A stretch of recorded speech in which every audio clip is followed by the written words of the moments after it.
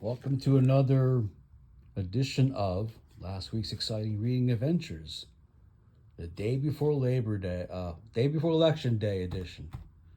Um, I'm going to try to do some significant improvements instead of being your usual marble mouth idiot trying to talk up old Golden Age and Silver Age and Bronze Age comics.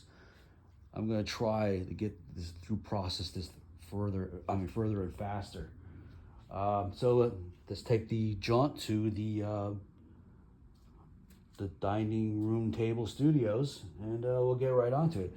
Oh, by the way, I'm wearing gloves today because I'm going to be handling a very special book. Well, one of my very special books, made available to me by Brad Sloan, a good friend of collecting comic books here, and and this is why I had to handle Click. Look at this issue. This is I would say to be a pristine edition, but um, I'm not going to go that far. It's the Flash issue 118 from February 1961. Oops. And believe it or not, this book is older than Fantastic Four #1. It's older than me, way older than me, by 2 or 3 years exact. I'm very excited to have this. It's a very, very pristine book in my view of having it's everything's all intact in this issue. Um, so, but rather, I'm going to read the synopsis. Oh, let's explain this. This is the obvious error here. If I zoom in closer, look at that top thing right there. It says a new Kid Flash story. That was like some kind of acetate pasted on there by the publisher because it was intentionally supposed to be an elongated man story in here, and someone botched it up over at, I guess, the copy type department or whatever, and they had to put some kind of acetate thing here and put Kid Flash on there because this is supposed to be the first Kid Flash solo story in this issue. But I'm going to keep looking at the cover here. I'm going to read the notes, the synopsis for the first story called The Doom Scarecrow. And look at back then. Aquaman 1 was being released in this time. And look at that.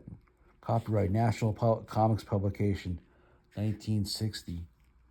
I love having an old book like this. Anyways, this story is called The Doom Scarecrow. And I'm going to read the synopsis for you. In Hollywood, The Flash has been asked by Mammoth Pictures to act as a stunt double on a movie based on the adventures of The Flash. However, they hire Steve Palmer to play the main role of The Flash in the film, as Barry admits he cannot act. At the same time, Iris West is in town at the famed Brown Derby. Iris interviews this Flash and is excited at the idea of introducing Barry to the Flash. She steps away to call Barry Allen to fly out to Hollywood and meet her and the Flash for dinner. Not wanting Iris to become suspicious, Barry speeds home in order to answer the phone. Barry agrees to meet her for dinner that evening. Upon hanging up, he speeds back to Hollywood, where Iris returns to hear her seat. She informs Flash that Barry is meeting them for dinner. I want to ad lib here and say that probably Superman taught Flash that trick.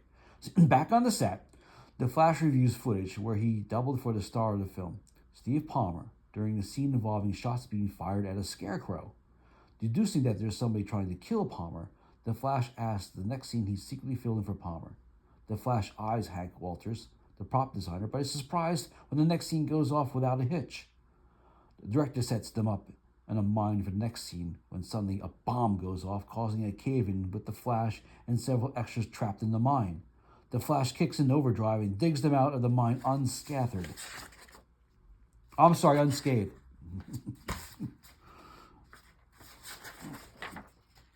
Okay.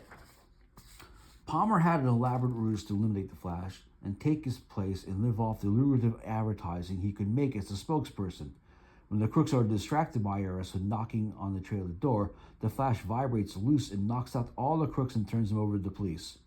At the Brown Derby, the Flash walks Iris in and says he needs to take off. He secretly changes back to Barry in order to be on time for their date. Okay, so that's I don't have to go into any more detail, but one thing, the interesting things that the story says that the stunt Flash or the Flash actor meets with Iris, and they want to have meet up with Barry, and they meet up where? Oh, the Brown Derby. The Brown Derby was a very popular restaurant in West. No, I think near Miracle Mile. I think it was originally located at. Well, maybe there were several of them, but they were shaped in the restaurant. Exterior was shaped of a derby. Back it was the popular top hat back in the day. And we're going through here, and look at this beautiful Carmine Infantino artwork. It's what a master at his craft. Just defining the look, but mostly of all of the entire Silver Age comics in general. There's a beautiful Superman annual. I had to wear the gloves here because I don't want to get things dirty here. I actually got to read. But you see the browning on the pages, but look, every page is like no corners bent or whatsoever. It's a little. You got to handle it with ease though. And the staples are very fragile. And here's this story. Flash knocking out the bad guys, and we come. They had these little Flash fact things here, like what was this one? I don't know. This one about lightning I found fascinating. And look at that. Back then, you had your statement here. I think they published around how many copies they published back then? They have a number. Oh yeah, there was 298,900 900,000 copies of these published. That's a lot of newsstands they had to fill back then, huh? So here is the next story, and it's a Kid Flash story. This is supposed to be the. Well, I was told by Brad that this is supposed to be the very first Kid Flash story, solo story, ever done. And I have a synopsis for this. It's called the Midnight Pearl, and it's a very short one. So Wally West and his buddy Pete Willard are giving through an initiation to join the ETAPI fraternity at Blue Valley High School. Didn't know there were fraternities at high school. Gee, I wish I belonged to one. The test involves them spending the entire night in a haunted house.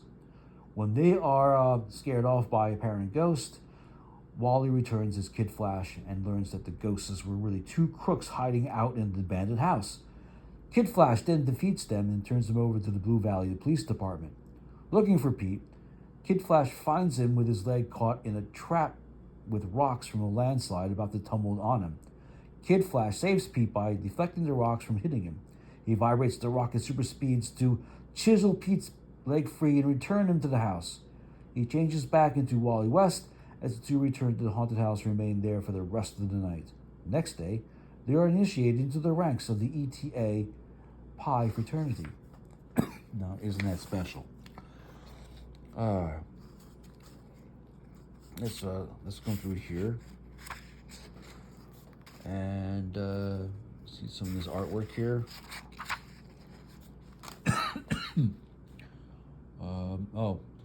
The Kid Flash could play the entire school band orchestra at the time,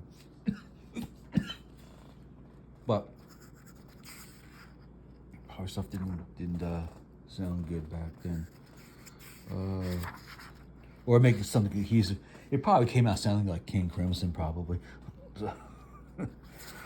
You know, Flash stops at rock slide. And, oh, that Flash facts.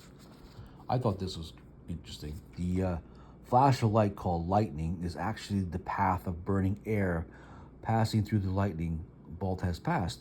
A remarkable view of parallel streaks of lightning flashing between sky and water. Lightning strikes have a time duration of 10 to 200 microseconds.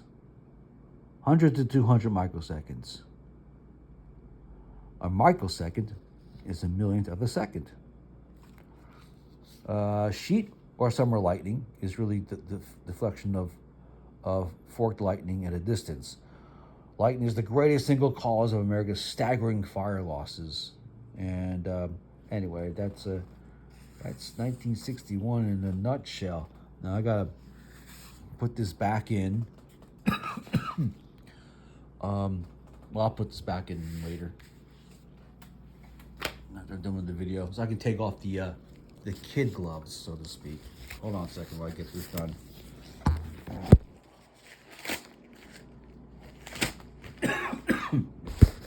Sorry, excuse me. All right, so the second book I read last week on a Tuesday, October 29th, I read this on. And this is called Flash 177. And it's a one long story. And I think it's one of the very few comics I have with the Trickster on, which is ironically an episode I watched of the old Flash TV series. Oh, you even have got that on Blu-ray. Oh, it's excellent. Excellent quality, excellent sound. It's like watching it. It was made if the show was made yesterday. So I watched that episode, and of course, Mark Hamill portrayed the Trickster on 2 episodes. I watched the first one last night. Anyway, this is called the Swellhead Superhero, and in here, Barry Allen is the scene of a crime in which gangster Rollo Jackson has been found shot.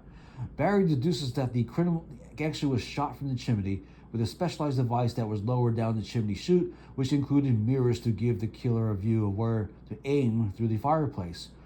Allen wraps things up and heads home, where he is accosted by a barrage of reporters who want to interview him in his fantastic sleuthing skills in solving the means of how Jackson was killed. Allen soaks up this attention and begins to act in an arrogant manner, taking full credit for his brilliant conclusions. In the meantime, the Trickster is pacing the floor of his hideout, wondering why the Flash has not made an appearance lately.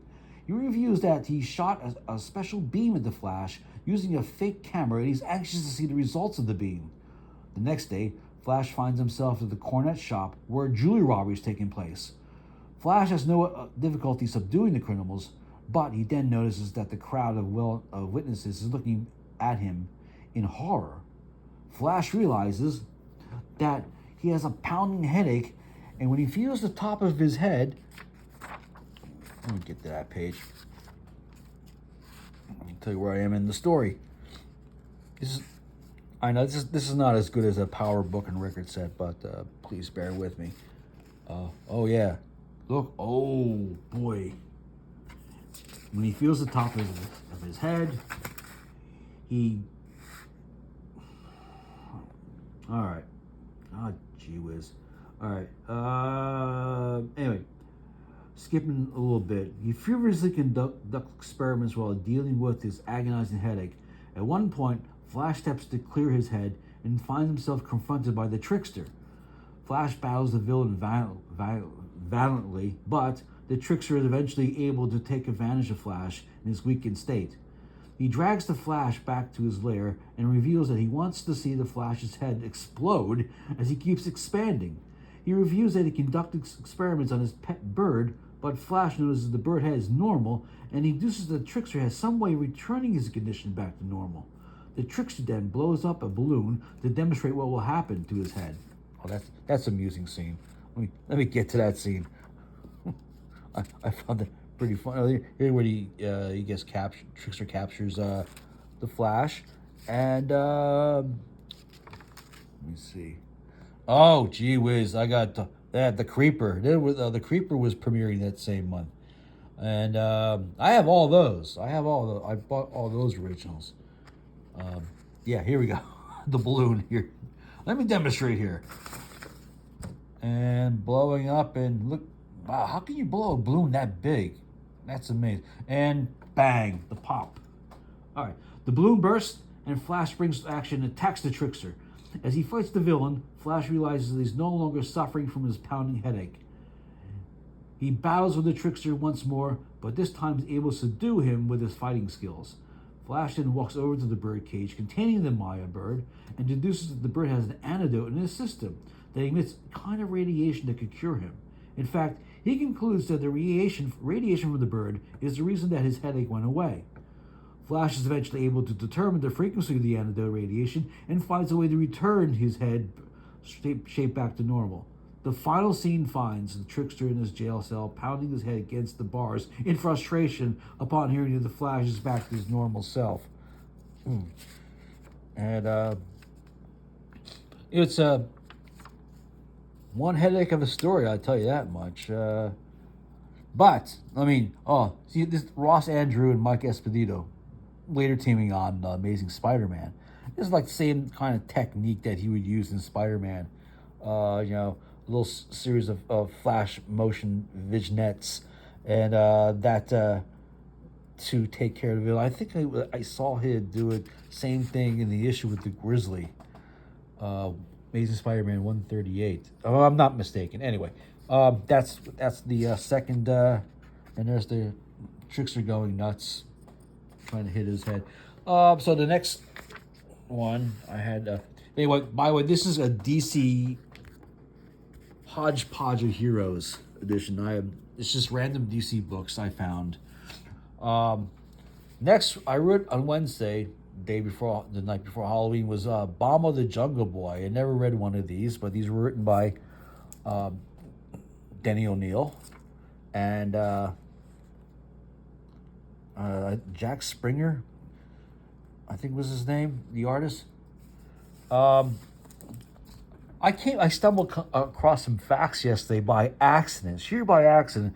It was daylight savings time, and I woke up an hour earlier than usual. I was cleaning the kitchen and stuff, and I said, "Oh, geez, it's 7 o'clock in the morning, and I'm cleaning the kitchen for some reason." I start a movie at 9 o'clock in the morning. I call it the Sunday morning movie at Casa de la Cote Grande Cinemas. So I played a classroom where I was going to play. I played yesterday Touch of Evil, Orson Welles film, and about an hour, 8 o'clock, I popped in a Tarzan movie, an old Tarzan movie I had on disc somewhere, and I started watching it.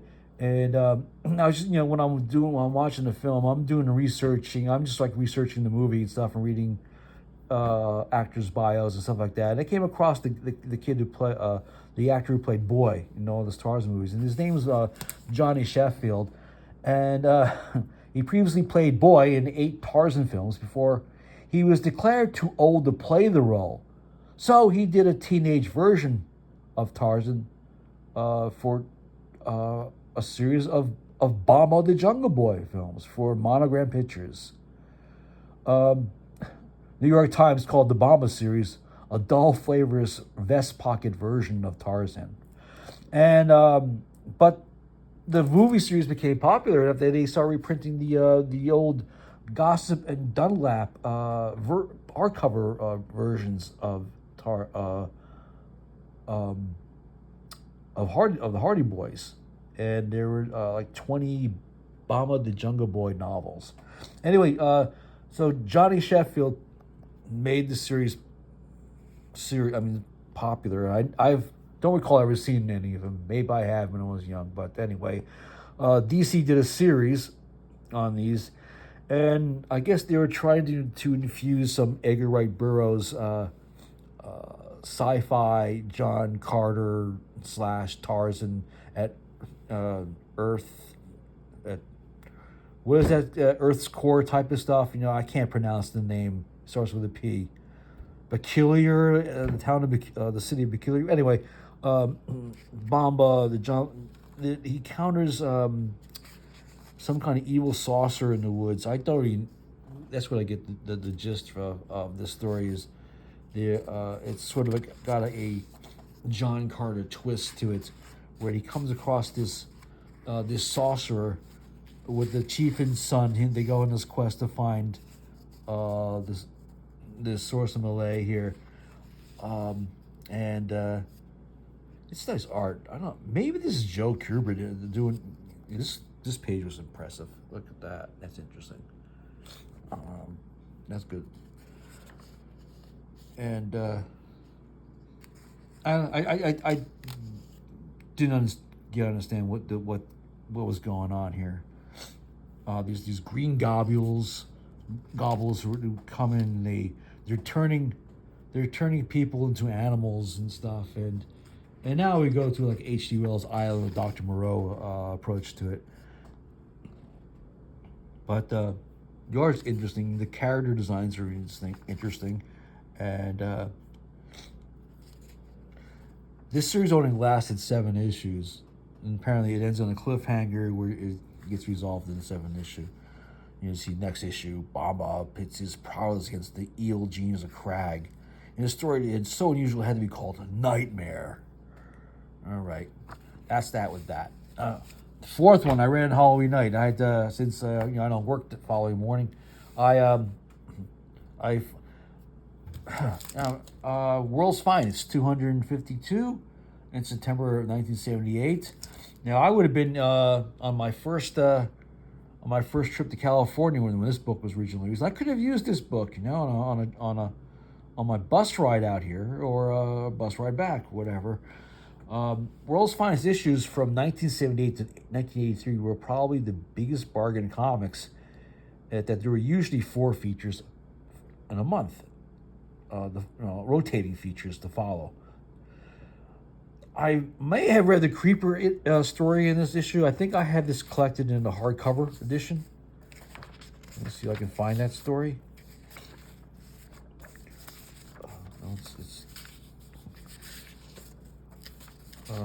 Yeah, this is the Creeper story. I think they reprinted this in a hardcover edition of all the Creeper stories. So I largely ignored these issues during my formative high school years. I should have started getting hooked on them, during my stay in Laguna Beach. They certainly would have been quite long reads. Wasn't particularly impressed with the Superman Batman story. Oh, they had a front piece that before all just get you hooked on it. Bob Haney wrote this story. I guess a lot of Bill Haney stories weren't worth to my liking. This Will the Whisperer thing. It turns out to be someone who formerly worked at the Daily Planet wanting to get revenge on Perry White or something, and not much else to do with anything else.